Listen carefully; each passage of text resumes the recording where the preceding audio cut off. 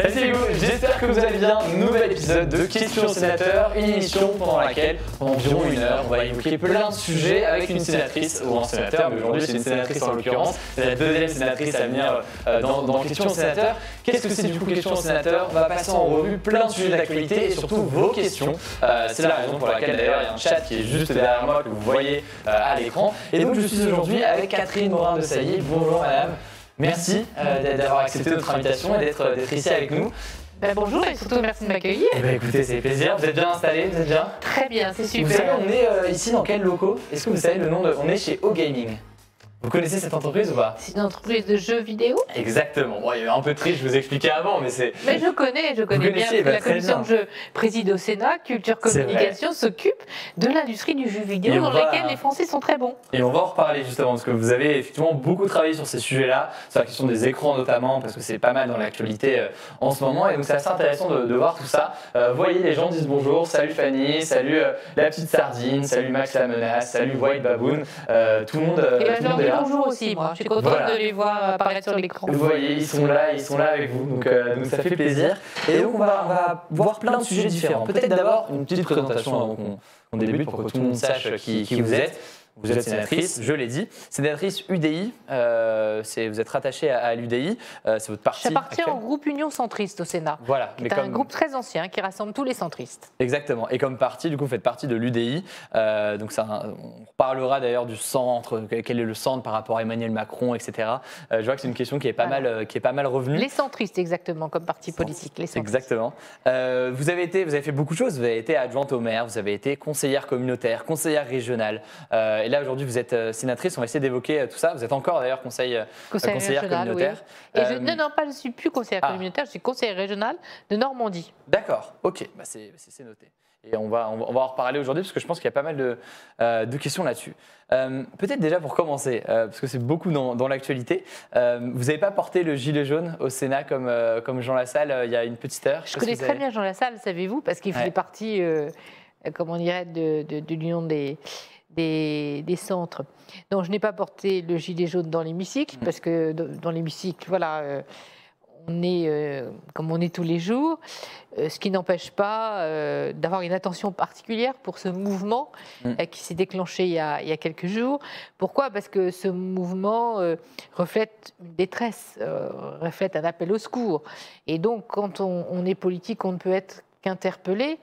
D'autant que l'on voyait ces derniers temps un malaise grandir, une colère monter, et que cette France qui souffre a besoin d'être entendue. Donc c'est quelque chose d'essentiel aujourd'hui de prendre au sérieux et de prendre en compte ce mouvement. C'est un mouvement que vous soutenez ou c'est un mouvement que vous le soutenez, ce mouvement? Ce que je soutiens, c'est cet appel au secours. Parce qu'aujourd'hui, la France de l'entre-deux, la France dite périphérique, j'aime pas du tout ces appellations parce qu'elles ont quelque chose d'un peu... D'opposition entre Paris Oui, un peu de péjoratif. Il n'y a pas de France, il n'y a qu'une France en réalité. Et donc, cet appel témoigne bien d'un malaise que nous, en tant que sénateurs, parce que vous savez, le Sénat, il faut expliquer à ceux qui nous écoutent, c'est l'Assemblée des territoires. Donc, on est en prise directe avec toutes ces communes, toutes ces communautés de communes, voilà, qui gèrent au quotidien la vie dans les territoires. Et donc, on voit bien monter ces problématiques, nous, très concrètement, sur le terrain, dans les territoires. Ça va au-delà de la hausse du prix du carburant, ce mouvement. Bien entendu. C'est un déclencheur, mais ça témoigne plus largement d'un malaise, encore une fois, de l'appel au secours d'une classe dite moyenne, de Français qui en tout cas ne s'y retrouvent plus, qui ont l'impression qu'ils font beaucoup d'efforts, qui payent beaucoup d'impôts. La fiscalité est un vrai sujet pour eux. Tous les plans annoncés depuis 2 ans ne sont pas très lisibles, voire se contredisent.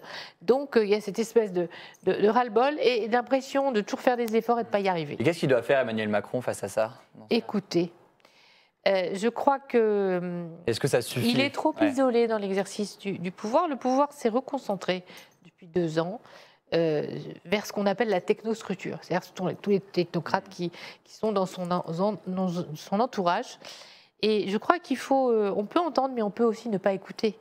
Et il faut écouter, descendre sur le terrain, aller voir les gens, comprendre ce qu'ils vivent tous les jours. Pour ce faire, il faut aussi écouter ce qu'on appelle les corps intermédiaires, les élus intermédiaires. Les maires notamment. Les maires. Qui eux aussi sont en colère. Par définition, sont le réceptacle de tous les soucis des gens. C'est un vrai confessionnal leur mairie, c'est-à-dire qu'ils ont sans arrêt des gens qui viennent les voir et leur dire ce qui ne va pas. Et donc, les maires, dont c'est le 101e congrès, en ce moment, ces jours-ci, eh bien, c'est l'occasion pour eux de faire valoir tout ça. Et d'ailleurs, ils vont le dire, ils le disent depuis plusieurs mois avec les départements de France, avec les régions de France. Tous ces élus qui sont en prise avec le terrain le disent, ça ne va pas. On ne nous écoute pas assez. Et ça, c'est important. Alors justement, je rappelle que vous pouvez poser directement vos questions sur le chat. Madame la sénatrice et moi-même, nous les lisons. Certains aussi, Perceval, qui est modérateur, les met aussi sur la tablette. Jamais j'en laisse passer. Donc n'hésitez pas à réagir en direct à ce qu'on dit. Si jamais vous avez des questions sur tous ces sujets-là, n'hésitez pas vraiment de ce point de vue-là. Donc c'est vrai que c'est intéressant. Vous voyez une opposition entre finalement Emmanuel Macron, qui sera un peu le président des grandes villes par opposition des métropoles. La France métropolitaine, on dit. Oui, par opposition au reste de la France. Voilà. Alors moi, je n'oppose pas les territoires, je n'oppose pas les métropolitains, ceux qui habitent dans les métropoles, les grandes villes, et ceux qui habitent dans la ruralité. Parce que chaque territoire a ses spécificités. Il y a de la misère aussi, il y a aussi des difficultés dans les grandes villes et les banlieues des grandes agglomérations. Donc soyons-y attentifs. En revanche, il y a aussi cette France reléguée, cette France de la ruralité, qui est privée parfois de services publics, qui n'a pas la couverture Internet, donc qui ne peut pas nous suivre, par exemple, aujourd'hui. C'est bien dommage. Voilà, qui subit de plein fouet la désertification médicale, la pénurie des médecins. Je vous donne quelques exemples. Et souvent, on a l'impression malgré tout que la France de Paris, en fait, celle de tout en haut, n'entend pas et ne connaît pas la France des territoires. Ouais. Et c'est ça surtout le mouvement aujourd'hui. Voilà. Tenez, justement, parce que moi, j'avais d'autres sujets en tête, mais il y en a une question qui est très intéressante, là, de Frizy Pazi, qui demande quel est l'avis de Madame la sénatrice au sujet de l'article 13 de la directive européenne sur les droits d'auteur. C'est une question qui revient beaucoup chez les youtubeurs et chez les vidéastes. Je soutiens beaucoup cette protection des auteurs, non pas au détriment des internautes, mais pour bien travailler sur ces sujets depuis de nombreuses années, c'est que je trouve que c'est comme le droit de propriété intellectuelle quand vous êtes créateur et que vous avez déposé un brevet, il est légitime qu'il y ait un regard et un droit là-dessus. Ça ne veut pas dire qu'il ne faut pas être attentif après, par exemple sur une œuvre, à la manière dont elle est accessible au public, à la manière dont elle est diffusée. Ça, c'est l'organisation de l'écosystème numérique pour le permettre, mais je crois que c'est très important. Et beaucoup de youtubeurs, y compris les plus gros youtubeurs français, je pense à Cyprien, je pense à Squeezie, que vous connaissez peut-être pas, mais qui sont parmi les plus gros youtubeurs français, en fait, ont fait part de leur inquiétude, ont partagé en fait une pétition ces derniers jours visant à retirer cet article 13. Et c'est notamment, alors YouTube eux-mêmes ont beaucoup milité ces derniers jours et continuent à militer pour la suppression de l'article 13. Comment est-ce que vous pensez qu'il est possible de rassurer tous ces youtubeurs? Il faut leur faire comprendre. Je parle pour moi-même parce que je suis youtubeur aussi. Donc... il faut leur faire comprendre que le monde de l'Internet, il vit aussi parce qu'il y a des contenus dessus. Vous pouvez y voir des films, des livres, il y a des photos, il y a des tas de choses. De la presse, des articles dont on peut tous bénéficier, mais tout ça a un coût. Ça ne s'est pas produit d'un claquement des doigts. Ce sont des gens qui ont travaillé des heures, voilà, qui vivent de cela, qui ont mis leurs idées au service de la production de cette œuvre. Donc il est légitime aussi qu'ils puissent en vivre. Et puis vous savez aussi, en France, on a un système qui fait que la création alimente la création, c'est-à-dire... ce dont vous vous acquittez, d'ailleurs qui reste des sommes relativement modestes sur Internet, ce dont vous acquittez, ça retourne vers un pot commun vertueux qui redistribue aux auteurs pour les encourager à toujours un peu comme le CNC finalement pour le cinéma avec une redistribution. Exactement. Et moi je dis, si on ne veut pas demain être dans un monde complètement homogénéisé du point de vue de l'offre, une offre essentiellement anglo-saxonne, avec bourrée de publicité, parce que le modèle, je vais revenir dessus, le modèle Internet, ça fonctionne comme ça, il faut préserver aussi ce système vertueux qui réalimente perpétuellement la création des auteurs, ceux qui donnent des contenus, les journalistes aussi. Si vous voulez avoir vos journaux sur Internet, il faut bien aussi que les journalistes soient rémunérés. Mais je dis à ceux qui nous regardent, qui nous écoutent, c'est que le modèle de l'Internet, c'est un modèle en réalité faussement gratuit. On a l'impression de la gratuité, mais ce n'est pas gratuit.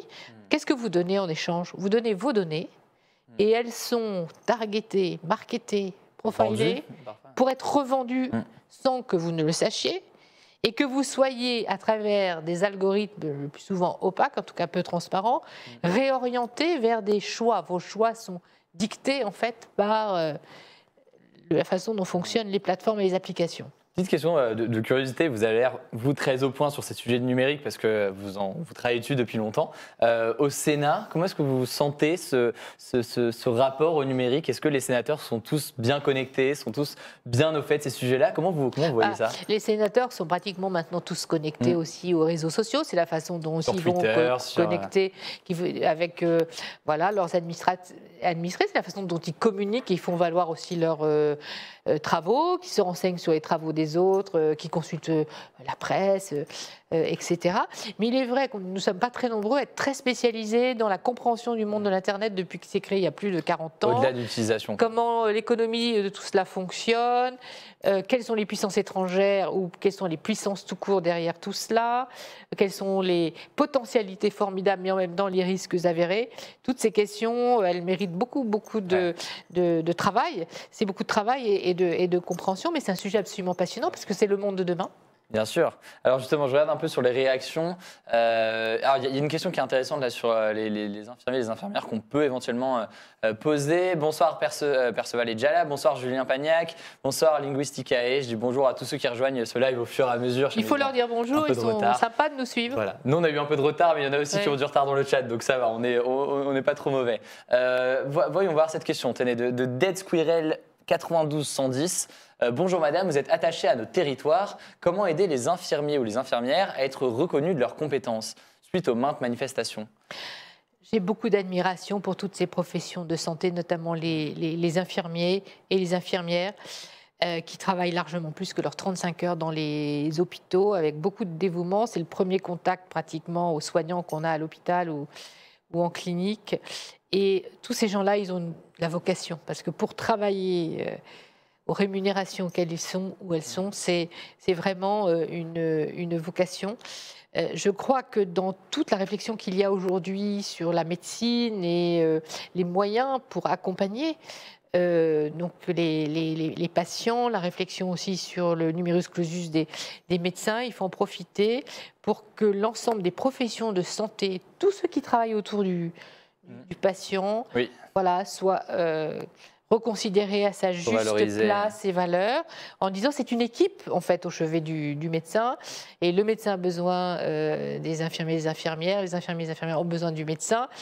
Bref, je pense qu'il y a vraiment un sujet, parce que demain, c'est d'infirmiers et d'infirmières qu'on manquera. Ils seront découragés. En milieu rural, par exemple, on a besoin aussi d'infirmiers et d'infirmières libérales qui vont voilà, de maison en maison, aller soigner. Le gouvernement avait d'ailleurs présenté des choses, alors c'est pas tout à fait la même chose, mais sur les déserts médicaux et sur le fait d'avoir aussi des médecins bien répartis sur tout le territoire. On voit que c'était une... Tout à fait. Il faut aussi des infirmiers, des infirmières, des dentistes.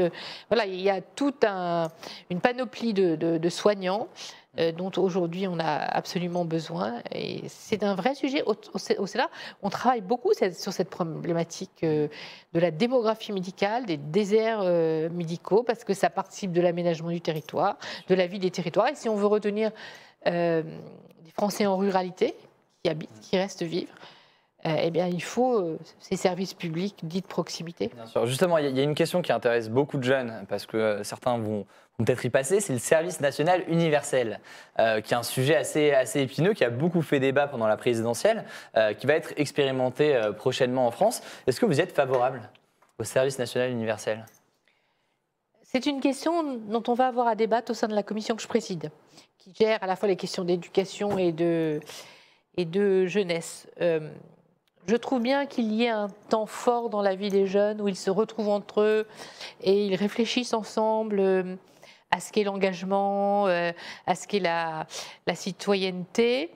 Je ne sais pas si on ira jusqu'à l'instaurer comme c'est prévu dans le cadre d'un service universelle, tout simplement parce qu'on est encore dans, non pas l'expérimentation, parce que maintenant le service civique volontaire a quelques années, donc c'est l'heure sans doute de faire un bilan et de voir comment il peut être développé, mais tout simplement, je vais être assez terre à terre, c'est que tout cela a un coût, et quand on connaît le déficit public de la France... c'est quoi l'objectif? Pour moi, la priorité, je vais vous dire ce qu'elle est. La priorité, c'est la réussite des enfants à l'école. Et c'est mettre le paquet sur le primaire, ce que fait d'ailleurs Jean-Michel Blanquer aujourd'hui. Depuis la loi de refondation de l'école, depuis 2013, on a dit qu'il fallait mettre en effet le paquet au primaire parce que c'est là que tout s'apprend. Si on n'apprend pas au primaire, c'est fichu après. Et par rapport à d'autres pays dans le monde, on se rend compte qu'on a plus mis finalement d'argent, si je puis dire, sur le collège et sur le lycée et beaucoup moins sur le primaire. À l'inverse des autres pays où ça réussit mieux. Ça ne veut pas dire qu'il faut mettre moins d'argent sur le lycée et sur le collège, mais en tout cas, il faut certainement en mettre plus sur le primaire. Et donc ça, c'est la priorité du ministre, ça, je le soutiens. Donc pour moi, déjà, regardons comment tout ça fonctionne. Tant qu'on est sur la réforme du coup, des lycées, vous en pensez quoi? Le changement des filières, la disparition des filières, SEL, etc. C'est une bonne chose, vous pensez? Je pense que c'est une bonne chose. Je vais vous dire pourquoi. J'ai mon ressenti, mon analyse de politique, mais j'ai aussi surtout mon analyse de professeur. J'étais professeur d'anglais pendant des années. On a eu des petites blagues dans le chat tout à l'heure. Voilà, pendant des années, j'ai été prof en seconde, première, terminale. J'ai corrigé le bac pendant des années. Et je pense que le bac, dans sa formule actuelle, est devenu beaucoup trop complexe avec des tas de spécialités, d'options, etc. Et que surtout... on s'en rend compte, vous savez, quand on corrige les élèves tout au long de l'année, on voit bien que quand on arrive à baccalauréat, qu'on ouvre le livret scolaire, quand on est membre d'un jury de bac, et qu'on regarde la note qu'on a posée sur la copie, il n'y a jamais de marge d'erreur. C'est pratiquement toujours dans l'étiage des notes mises tout au long de l'année. Alors il faut donc, pour moi, revaloriser aussi les contrôles continus. Bien entendu, avoir des épreuves, parce que c'est important, ce genre de rite initiatique pour le passage dans le supérieur et d'avoir aussi l'expérience de l'examen. Mais je crois qu'aujourd'hui, le choix peut-être de dominante, c'est peut-être aussi ce qui se permet, si on réfléchit bien au lien entre enseignement supérieur et désormais lycée, de permettre un meilleur accompagnement des jeunes, une meilleure orientation vers leur choix, vers leur parcours de réussite. C'est laquelle la meilleure situation d'ailleurs? C'est prof d'anglais ou c'est sénatrice? Les deux sont formidables. Moi, j'ai adoré mon métier. L'avantage de chacun, c'est quoi? J'ai adoré. Point positif et négatif d'être prof d'anglais et d'être sénatrice. Quand on est prof, c'est le contact avec les jeunes, c'est la passion de transmettre, de voir, des lycéens maîtriser petit à petit des connaissances qu'on leur transmet et nous les restituer. Ça, c'est un moment extraordinaire. Maintenant...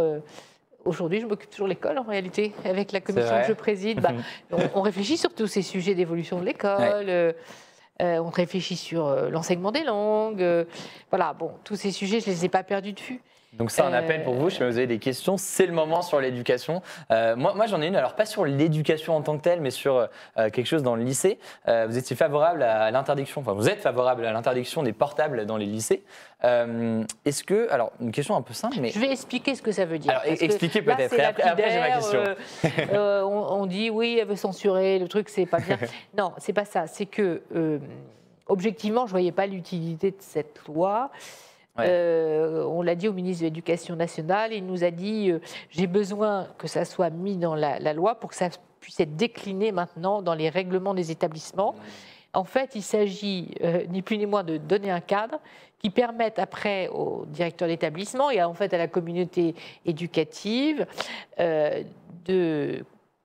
d'écrire les conditions dans lesquelles le portable peut être utilisé ou non au lycée. Il faut le voir plutôt, un peu voilà, c'est plutôt le voir comme une autorisation à l'utiliser dans certaines circonstances pour le bien vivre ensemble, tout simplement. C'est surtout ça, pour le bien apprendre, pour le bien travailler, étudier, tout simplement, que le voir comme une censure pure et simple, un refus de la nouvelle technologie. Parce que moi, je plaide beaucoup pour l'utilisation des écrans du numérique, que la pédagogie se nourrisse du numérique, on peut faire des choses formidables et innovantes, j'ai vu ça. Voilà, que les élèves travaillent aussi avec ces outils. Ça, j'y suis tout à fait favorable. Ça paraît compliqué d'ailleurs, de toute façon, d'interdire dans les lycées à un âge... Moi, je me souviens au lycée, alors les téléphones étaient autorisés. J'imagine mal une interdiction quand on a 16, 17, 18 ans et qu'on l'utilise. C'est vrai qu'on passe beaucoup de temps dessus. Ça va être difficile à mettre en place en plus. Vous savez, ces outils-là, moi Ouais. je suis très geek comme tout le Ouais. monde, ces outils-là, on s'aperçoit qu'on est capté.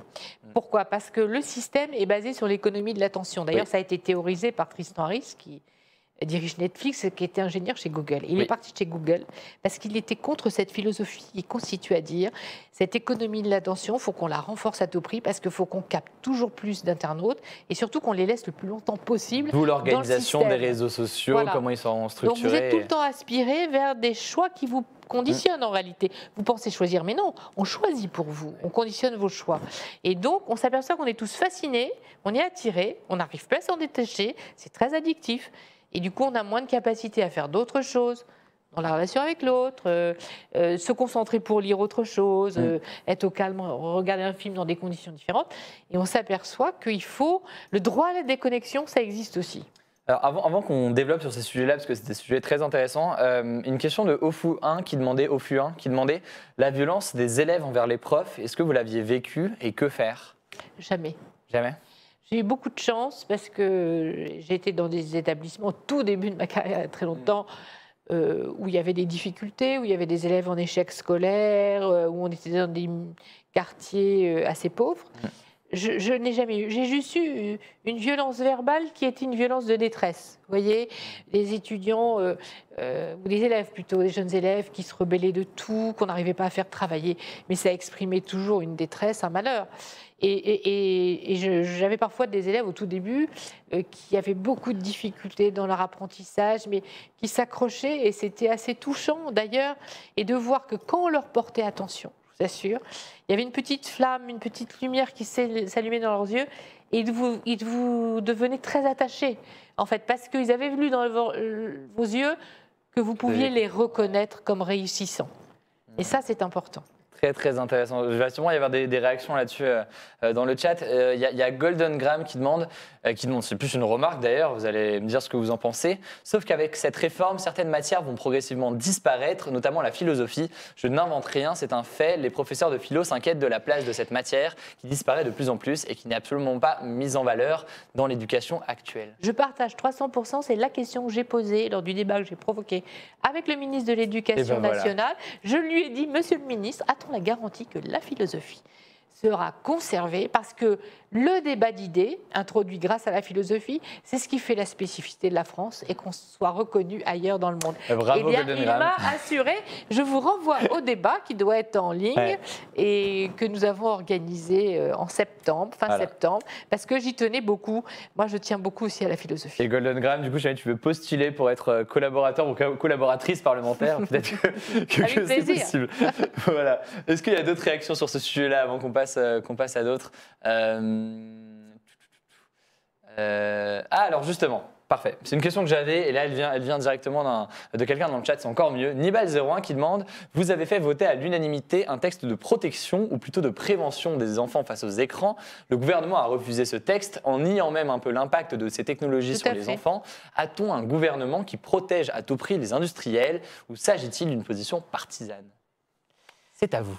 La puissance des lobbies est terrible. On l'a vu pour les produits manufacturés, l'alimentation, les produits sucrés. Il y a quelques années, au lendemain de la loi Bachelot, qui voulait mettre en garde à travers des messages sanitaires dans les publicités, les parents, les familles, de mauvais effets si on en consomme trop des produits sucrés. Ça a été très long et très difficile. Les lobbies ont été là très puissants. Et les annonceurs, non seulement les fabricants, mais les annonceurs, c'est-à-dire les publicitaires.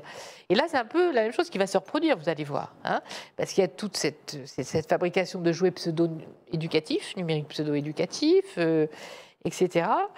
Là, vous parlez de tablettes qui sont développées spécifiquement pour les jeunes. Oui, il y a maintenant des produits pour accrocher l'iPad ou l'iPhone au siège auto des bébés. C'est bien pour leur coller le truc comme un doudou, pour que pendant qu'on roule, ils n'embêtent pas les parents, ils ne pleurent pas, etc. Donc oui, il y a ce sujet. Je pense que ça va être extrêmement puissant. Alors moi, je ne suis pas contre les fabricants de jouets, je ne suis pas contre les fabricants d'outils numériques, je les encourage, mais ça ne mange pas de pain tout de même de mettre dans les petites notices qui disent c'est quand même déconseillé avant 3 ans, parce que ça peut occasionner des troubles de l'apprentissage, des troubles du comportement. C'est même de notre responsabilité. Si on veut faire des adultes qui grandissent bien, des enfants qui grandissent bien pour devenir des adultes épanouis, ça me semble être Alors du coup, où est-ce qu'on fixe la limite du coup Alors c'est dur à faire, mais je sais que moi, à titre personnel, j'ai beaucoup joué aux jeux vidéo quand j'étais petit, et il y a peut-être eu un moment d'isolation, je sais pas, mais il y a aussi eu des moments que je retiens en fait où j'ai rencontré des gens via des jeux, via ce genre de choses. Vous aviez quel âge? J'avais. Vous n'avez pas 2 ans? Non, j'avais pas 2 ans. Vous, c'est vraiment pour les plus jeunes, c'est ça? C'est pour les tout petits jusqu'à 3 ans. Parce que qu'est-ce que disent les pédiatres, les psychiatres, les orthophonistes? C'est que c'est à cet âge-là qu'on apprend à se concentrer. Et comment on apprend à se concentrer? En se concentrant. Si on est l'attention dérivée vers les écrans, on ne se concentre plus. Donc la capacité de la concentration et de l'attention, elle s'apprend entre 0 et 3 ans. Même chose pour le langage, même chose pour l'interaction que je vais avoir avec le monde, mon environnement, les objets, les personnes. Face à un écran, je deviens passif, je n'interagis plus. C'est ça en fait. Et après, eh bien, il faut apprivoiser les écrans, apprendre à s'en servir, apprendre à s'en passer. Moi, c'est un peu mon leitmotiv. Et je me repose beaucoup sur la théorie du psychiatre, pédiatre Serge Tisseron, qui n'est pas du tout hostile au numérique. Au contraire, il dit qu'il faut l'apprivoiser, ça peut être un outil formidable, mais il a une règle des 0-12 ans. Donc, avant 3 ans, pas d'écran. Okay. Jusqu'à 6 ans, pas de jeux vidéo. Après, jusqu'à 9 ans, pas trop Internet si on est tout seul, pour apprendre à décrypter. Voilà. Et après, toujours avec un adulte un certain temps, pour apprendre à aussi détourner les pièges de l'Internet. Et quelle est la personne qui a travaillé sur ces travaux? On essaiera de mettre le lien dans la description. Serge Tisseron, c'est un grand monsieur de l'Académie des sciences et de médecine, on va essayer de le mettre travaille aujourd'hui là-dessus. Et c'est quelqu'un d'équilibré. Voilà, il a une vision qui est positive. Il ne veut pas diaboliser quoi que ce soit, et pas le monde dans lequel nous sommes rentrés, parce que c'est un monde de potentialité extraordinaire aussi. Ça élargit nos connaissances, on peut en interaction avec les gens, on peut rencontrer du monde, retrouver des amis, co-produire, co-créer quelque chose. Donc c'est pas ça le sujet. C'est simplement apprendre à se servir des écrans, apprendre à s'en passer pour se ressourcer et mieux revenir vers les écrans. Parce que évidemment, la loi ne peut pas interdire des parents à laisser leurs enfants avec des écrans. Donc le rôle de l'État face à ça, c'est quoi? C'est de faire de la prévention à travers sur les objets, sur tout ça, faire de la prévention sur ces outils? Le rôle du gouvernement actuel, ce serait de dire: je déclare année 2020 grande cause nationale, montée en compétences numériques de tous, depuis les enfants, passant par les enseignants, les formateurs, les parents, les personnes âgées, bien sûr, dans les entreprises. Vous savez que nos PME, PMI ont un taux de digitalisation, ces entreprises, très faible. 80% d'entre elles ne sont pas digitalisées. C'est pas les entreprises du CAC 40, ce n'est pas leur problème, elles sont digitalisées. Donc elles sont en passe de mourir si elles ne se digitalisent pas rapidement, parce que c'est demain, toute l'activité est numérisée, donc, sur le numérique. Et je pense qu'on doit accompagner rapidement la formation de tous, au et par le numérique, et qu'il faut ce vaste plan de sensibilisation et de formation, qui est à la fois savoir comment les outils fonctionnent, bien entendu, à l'école ça passe aussi dès le plus jeune âge par le codage, mais aussi c'est quoi l'écosystème, c'est-à-dire je rentre là-dessus, savoir que je vais pouvoir faire l'objet de cyberattaques, cyberharcèlement, comment je déjoue tout cela, que je ne sois pas dupe que si je donne mes données, elles vont être utilisées. Et on ne sait jamais, Facebook va peut-être pouvoir les vendre à une entreprise de gestion de données comme Cambridge Analytica, qui va pouvoir essayer de détourner mon attention et me conditionner pour croire à telle ou telle nouvelle.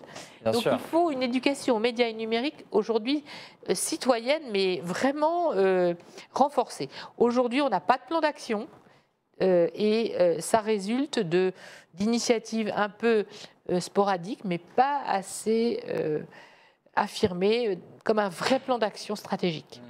Alors, une réaction de White Baboon avant de reprendre une question qui dit « J'ai commencé à jouer à la console à mes 2 ans, soit en 1992. La capacité de concentration vient surtout du type de programme qu'on propose à l'enfant devant son écran. Les échecs et les osselets sont au même niveau de jeu, sauf que les facultés qu'ils nécessitent ne sont pas les mêmes. » Peut-être que oui, il y a aussi pour les parents la nécessité de leur dire « Même devant l'écran, si vous êtes devant un écran, il y a des jeux ou des choses qui sont mieux que d'autres, peut-être, pour l'enfant finalement. » C'est des différences dans les jeux, quoi. Bien sûr qu'il y a une différence dans les jeux. Encore une fois, je ne condamne pas les jeux sur lesquels il a joué dans une console, mais encore une fois, ce que démontre, et c'est pas moi, je ne suis pas expert de la santé, qui ont observé, des études convergent, il y a des faisceaux d'indices aussi bien dans les études nationales comme internationales, que malgré tout, la faculté de concentration, encore une fois, qui se construit entre 0 et 300, ne peut pas se faire face à des écrans, et qu'avec un osselet, vous pouvez encore vraiment interagir, hein, le prendre, le mettre à une autre place, etc. Vous pouvez le faire avec l'écran, mais la capacité d'attention et d'aspiration de l'attention, sans compter les problèmes oculaires, hein, qui sont avérés aujourd'hui, les lumières bleues quand ça commence au des plus jeune écrans, âge, quand c'est trop jeune, vous pouvez avoir des risques également de santé et de détérioration avérés. Voilà. J'espère qu'on a répondu à vos questions. Vous avez quelque chose à ajouter ou... Non. Encore une fois, pas de diabolisation de tout ça, parce que c'est le monde dans lequel nous sommes entrés, donc il faut l'apprivoiser, il faut vivre avec. Maintenant, il faut qu'on soit maître de notre destin numérique. Donc il ne faut pas qu'on soit esclave des machines et de la machine. Et avec l'intelligence artificielle, avec tous ces algorithmes aussi, encore une fois, dont on ne connaît pas toujours les recettes, qui sont souvent très opaques, qui sont construits au bénéfice de tous ceux qui gèrent l'écosystème et qui en tirent un gros profit financier, eh bien, il faut savoir que l'on peut être manipulé. Et donc, voilà, il faut connaître ce monde. Alors, puisqu'on est sur les questions un peu de numérique et que c'est un peu lié, la loi sur les fake news, elle a été adoptée à l'Assemblée ces derniers jours et vous aviez signé... Hier, pour être très précis. Vous aviez signé une tribune intitulée « La loi anti-fake news est pire que ce qu'elle prétend combattre ». Est-ce que vous pouvez expliquer ça ? Mais oui, parce que les fake news, elles sont vieilles comme le monde. Les fausses rumeurs, par exemple, au Moyen-Âge, contre les Templiers, c'est des fake news. Hein, même le pape, il dit que le serpent dans la jeunesse, c'est la première fake news de l'histoire. Bon, les fake news, c'est monnaie courante dans les campagnes politiques de toute éternité.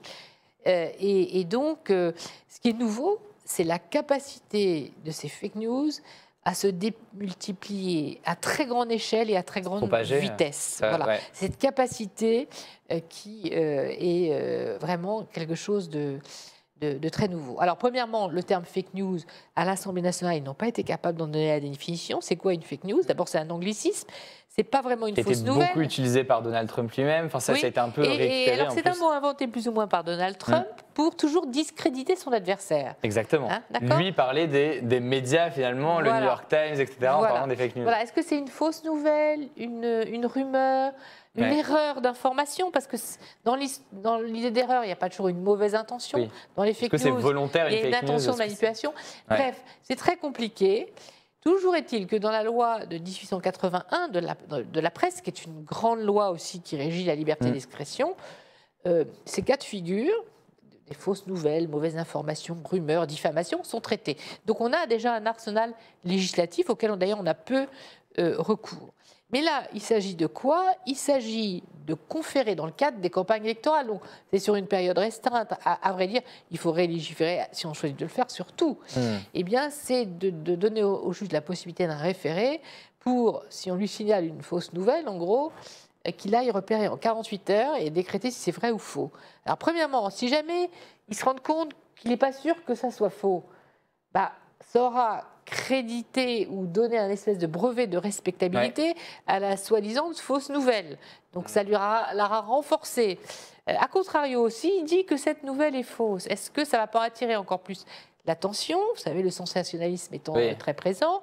Et au contraire, lui donner une notoriété accrue dans une perspective en plus de complot, parce qu'on est dans l'ère du complot aujourd'hui permanent, de la post-vérité. On pourrait dire que c'est l'organisme qui a vérifié, rattaché au gouvernement. Et donc, la commission des lois a jugé que c'était très dangereux, potentiellement inopérant et potentiellement attentatoire à la liberté d'expression. Et nous avons rejeté. Parce qu'au Sénat, nous sommes défenseurs des très grandes libertés. Et ça, pour nous, ce n'est pas discutable.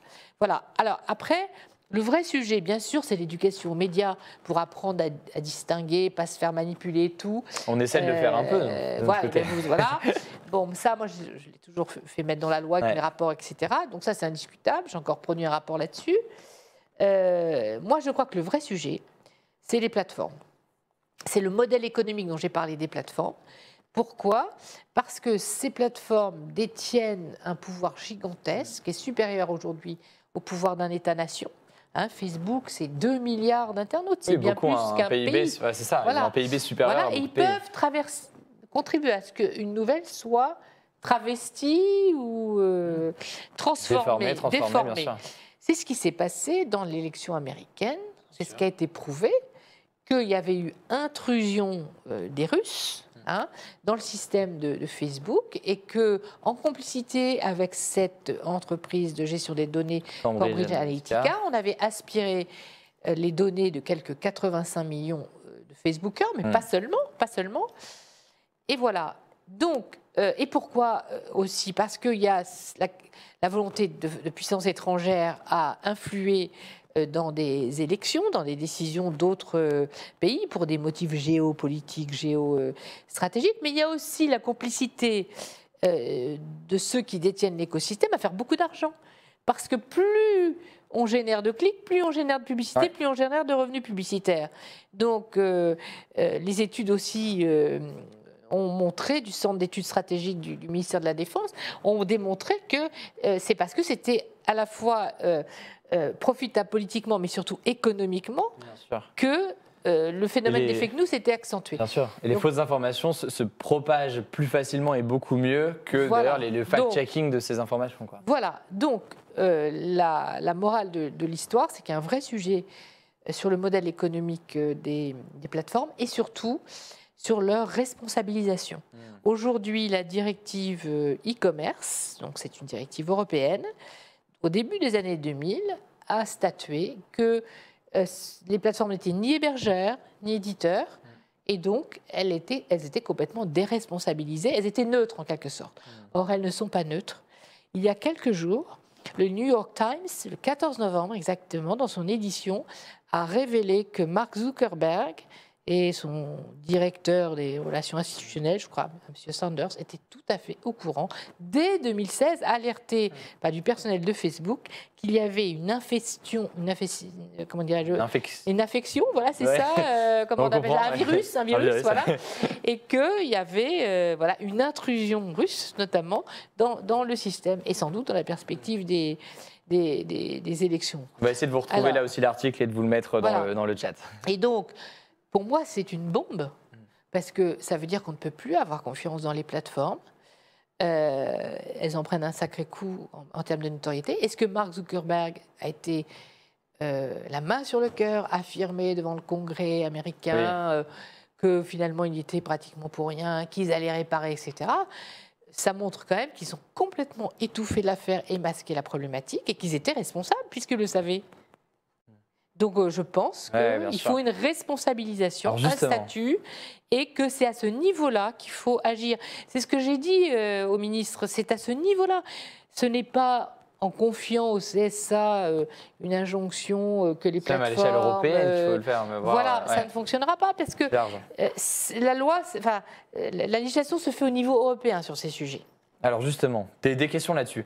Léo MTN qui demande, entre les GAFA et les États comme la Russie, est-ce que l'espace Internet ne représente pas le terrain des futurs conflits?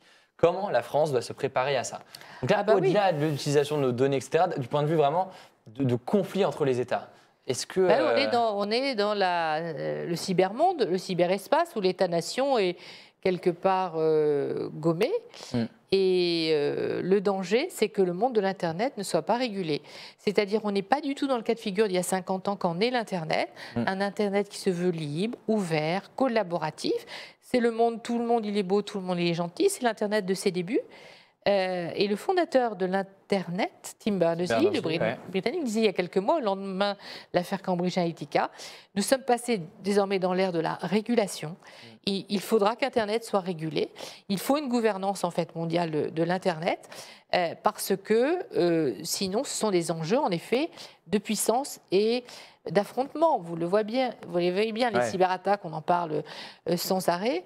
Et surtout, ce qui est assez dangereux potentiellement, c'est la mainmise sur le réseau, d'une part, par quelques géants, on les voit venir, voilà, qui disposent en fait de l'outil majeur. Google, par exemple, jusqu'à maintenant, ça changera peut-être après, c'est un intermédiateur obligatoire. C'est-à-dire que 95% des recherches de tout le monde passant par Google, on est obligé pour toute notre activité de passer par Google. Or, comme Google profite de son abus, de sa position dominante au niveau européen, eh bien, il en profite via son moteur de comparaison de prix, par exemple, d'afficher tel résultat avant tel autre. Il s'agit de faire des affaires, du commerce. Un abus de position dominante. Tout à fait. Abus de concurrence. Quant ou pas? Très bien, je connais bien Quant parce que je les ai dans mon agglomération. D'accord, vous avez demandé à votre agglomération quoi, d'utiliser Quant comme... Quant, c'est... Non, mais je l'ai, c'est-à-dire que Quant est installé dans mon agglomération, dans l'agglomération rouennaise, et donc gère toutes les questions là-bas de sécurité. D'accord, super. Voilà. Vous utilisez ou vous essayez d'utiliser Quant? Bien sûr, et je le recommande. À la région Normandie, nous sommes passés sur Quant. D'accord, c'est intéressant. Voilà. Je précise pour ceux qui ne savent pas que Quant, c'est un moteur de recherche, et pas que d'ailleurs, qui est français ou européen. Alors, plutôt. Je voulais juste conclure en disant, en fait, ce sont des enjeux de souveraineté. Est-ce que l'Union européenne, qui est très forte dans la production de contenu, qui a des ingénieurs formidables, des écoles de formation formidables, est-ce qu'elle va être capable de relever ce défi dans la mesure où ce sont plutôt les Américains qui disposent de tout ce qui est le système des plateformes, les hébergeurs, etc., des applications. De l'autre côté, les Asiatiques qui ont investi dans les équipements et nous, on est dans l'entre-deux. Donc, est-ce qu'on sera capable de relever ce défi et d'avoir une politique industrielle puissante, des règles de concurrence aussi qui nous permettent de faire émerger une industrie, la faire grandir, pour pouvoir avoir une forme d'autonomie, non pas de protectionnisme, mais d'autonomie et surtout maîtriser notre destin numérique? Alors, j'en profite pour vous dire, parce qu'il nous reste environ une vingtaine de minutes, ça passe vite. Très vite. On passe un bon moment, ça va? Tout se passe bien? Super. Non, c'est bien, on a beaucoup de réactions sur les sujets qu'on évoque, donc c'est franchement plaisir. Il nous reste 20 minutes, si jamais vous venez de nous rejoindre, pendant lesquelles vous pouvez poser toutes vos questions à Madame la sénatrice qui est avec nous aujourd'hui, Catherine Morin-Desailly. Vraiment, c'est un plaisir de vous avoir aujourd'hui. En plus, c'est des sujets qui, je pense, touchent pas mal les jeunes. On a parlé des écrans, on a parlé des gilets jaunes, c'est vraiment au tout début. Maintenant, on est vraiment sur ces questions-là de nouvelles technologies et on voit que c'est un sujet sur lequel vous travaillez. Il y a des débats du coup qui se lancent aussi dans les commentaires. Fanny qui dit que c'est trop court, 1 heure. C'est déjà pas mal, c'est déjà plus que beaucoup d'émissions autrement. Hein. Donc c'est quand même pas mal. Mais pourquoi pas, on pourra prolonger la discussion après.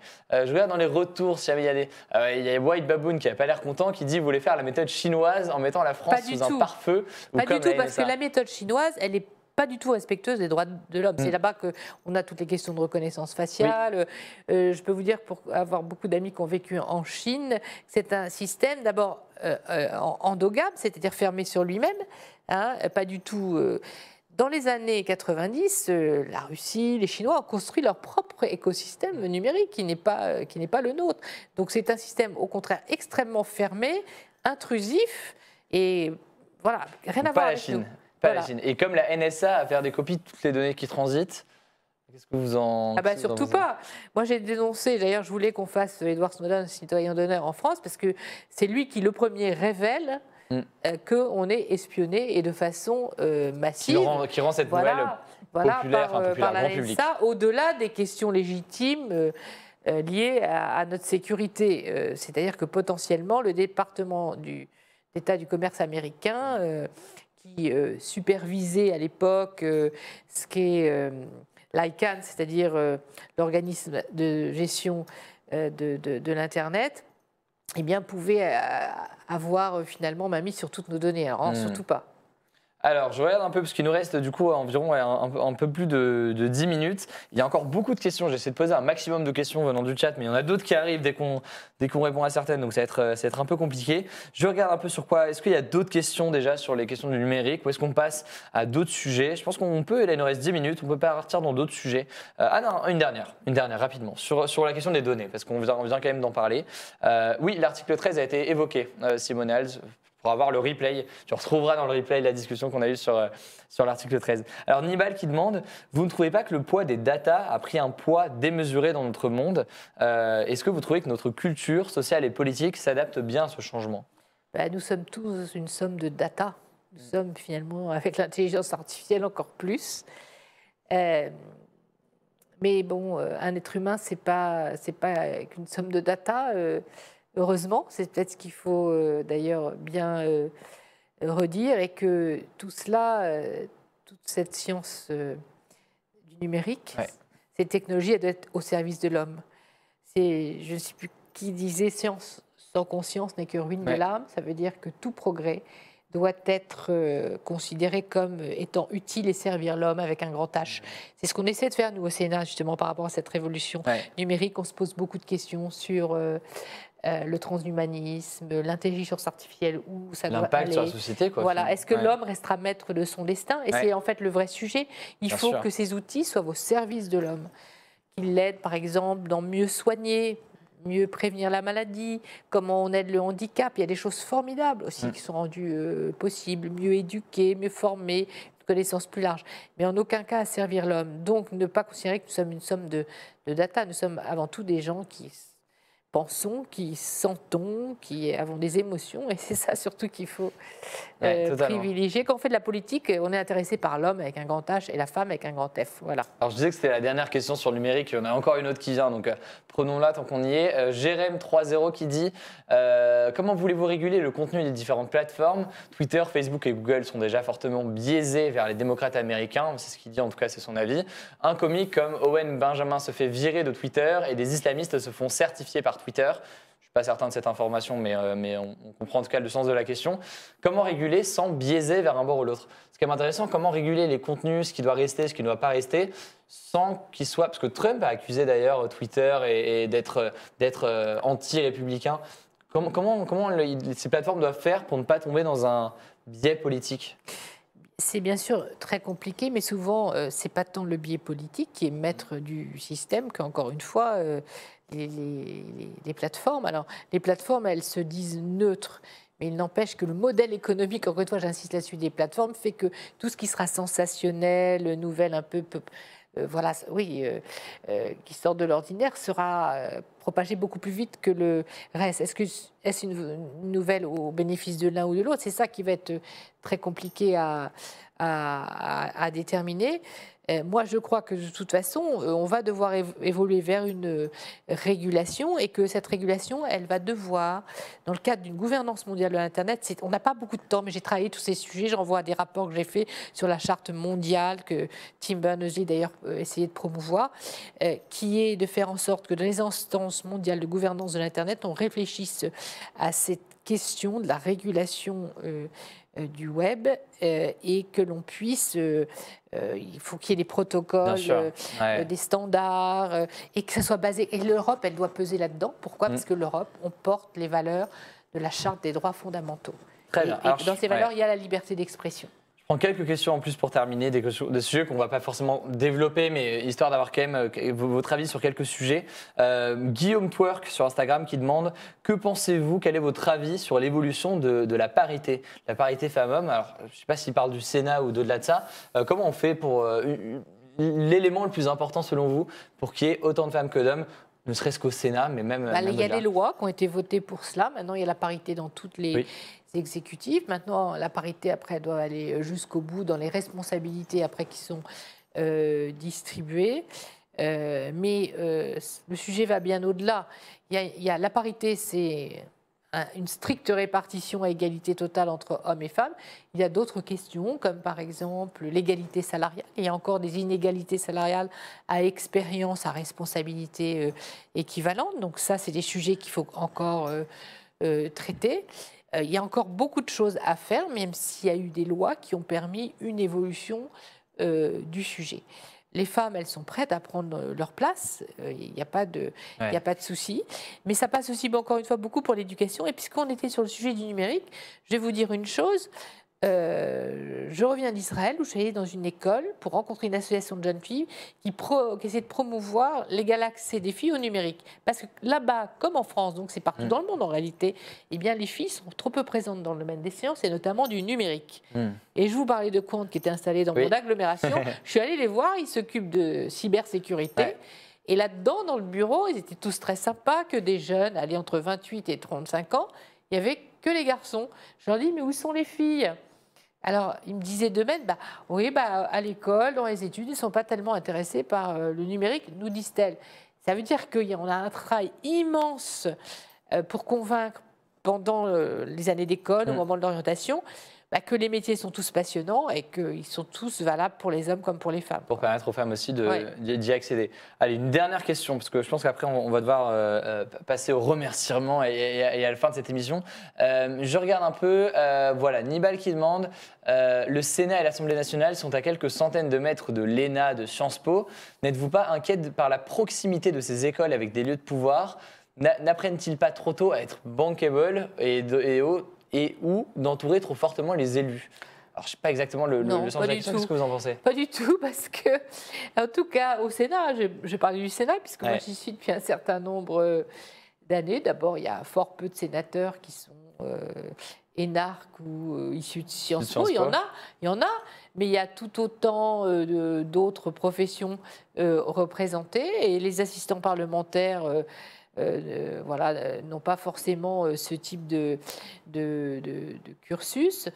Il est certain que certaines grandes écoles parisiennes font sortir des jeunes hommes et des jeunes filles qui s'orientent vers la haute fonction publique et qu'on retrouve toujours un petit peu ce même profil un peu partout, au Conseil d'État, à l'inspection des finances, dans les ministères. Dans les ministères. Après, ils vont faire un tour dans le privé, puis ils reviennent, ce qu'on appelle faire le pantouflage, etc. Et que l'on voit bien qu'on gravite dans un milieu aussi très parisien qui se connaît et se reconnaît et se retrouve un petit peu à tous les niveaux de responsabilité dans la haute fonction publique. Mais ce n'est pas tant les élus. Voilà. Et que aujourd'hui, beaucoup d'élus disent, c'est un peu cette technostructure très qualifiée, certes, et surtout celle de l'inspection des finances qui domine les décisions. Et ces décisions, parfois, elles sont un peu trop déconnectées des terrains. Donc on revient à la question des élus locaux, qui appréhendent la réalité différemment. Voilà. Et c'est la boucle est bouclée. On a commencé sur ça et on finit sur... Et c'est important que les Français soient avant tout gouvernés par leurs élus, parce qu'ils ont une légitimité, celle du suffrage universel direct ou indirect, et que, bien entendu, nous ayons des personnes hautement qualifiées pour accompagner la décision, etc. Nibal qui a posé la question dit non, pas du tout, mais en fait, oui au bout du compte. Je vous renvoie un excellent livre d'un journaliste du Nouvel Homme, j'ai perdu le nom, qui s'appelle « Les Intouchables de la République ». Et on mettra là aussi le lien dans la description des Intouchables de la République que vous pourrez du coup lire. Vous avez passé un bon moment, c'est bien passé? Excellent, c'est passé beaucoup trop vite. Ça passe très vite, et vous voyez. J'aurais vraiment bien... tiens, je vois la politique, ça m'emmerde. Je ne sais pas pourquoi, j'aurais aimé parler à Wolfhammer qui dit ça. Bah oui. Et attends, mais attendez, non, mais juste avant, il me semble que Wolfhammer posait une question sur le jeu vidéo que je ne vois pas. Mais elle a disparu. Bon, Wolfhammer, je te propose de revenir la semaine prochaine. Il faudrait un quota d'ouvriers, il dit. Bah oui, parce que c'est normal que toutes les professions soient représentées dans l'hémicycle. C'est bien sûr normal. Voilà. C'est vrai que ce serait possible, ça, de faire un quota de... ça, c'est peut-être dur à mettre en place, mais c'est... Sur le fond, je ne suis pas pour les quotas, parce que les quotas, ça biaise quelque part... l'expression démocratique des habitants. Mais ce serait bien d'avoir une meilleure représentativité, quoi. Voilà, il faut une bonne représentativité, la diversité de la population, c'est sûr, c'est la meilleure garantie pour bien travailler. Merci beaucoup en tout cas d'avoir passé ce temps avec nous. Vraiment, j'espère que ça vous a plu. Je vois que vous continuez à lire le chat. C'est trop court, je sais. Mais écoutez, c'était quand même une bonne heure. Votre émission. Ça fait très plaisir. Bravo. Ça fait très plaisir. Et je pense que les gens aussi qui ont suivi le live et qui ont posé leurs questions sont très contents d'avoir eu vos réponses. Ça fait très plaisir. On a eu des débats très intéressants sur plein de sujets. Donc j'en profite quand même pour remercier du coup Public Sénat et les réels. Alors, 3 personnes. Public Sénat, vous connaissez, je pense, je suis sûr même. Les équipes d'O-Gaming qui produisent, que vous avez rencontrées juste au début. On a fait une petite visite, du coup, pour ceux qui ont regardé le live. On a fait une visite ensemble rapidement au début d'O-Gaming. Perceval, qui est modérateur, qui a fait remonter les questions. Ils sont sympas parce qu'ils disent merci. C'est vrai, ils disent sympa, écoutez, regardez, merci Madame la sénatrice. Je réponds, oui. Voilà, merci Rulsdop, merci tout le monde. Merci à vous d'avoir suivi ce live, ça fait très plaisir. Merci évidemment aussi à Acropolis, donc Acropolis, O-Gaming, Public Sénat. La prochaine émission, ça c'est pour vous qui regardez ce live, la prochaine émission sur Acropolis, c'est Party Time demain à 14h30. C'est une émission en fait sur laquelle ils reçoivent soit des élus, soit des porte-parole, des gens qui travaillent dans les partis pour un peu comprendre le fonctionnement des partis. Et donc là, par exemple, demain, alors demain, j'ai pas encore l'invité demain, donc je pense qu'ils découvriront demain, mais c'est toujours des invités des univers, des mouvements et des partis politiques. Et la prochaine invitée de questions aux sénateurs la semaine prochaine, vous la connaissez, il me semble, c'est Annick Billon qui est sénatrice de la Vendée et donc qui va venir répondre aux questions ici. Elle pourra parler de parité, elle. Eh ben, elle pourra en parler. On pourra prolonger la discussion là-dessus. En tout cas, merci encore à vous d'être venus. Merci à tous ceux qui ont suivi cette émission. Et puis je vous dis à la semaine prochaine. Ce sera Jean, la semaine prochaine, Jean Massier, qui va présenter l'émission. Salut, à bientôt.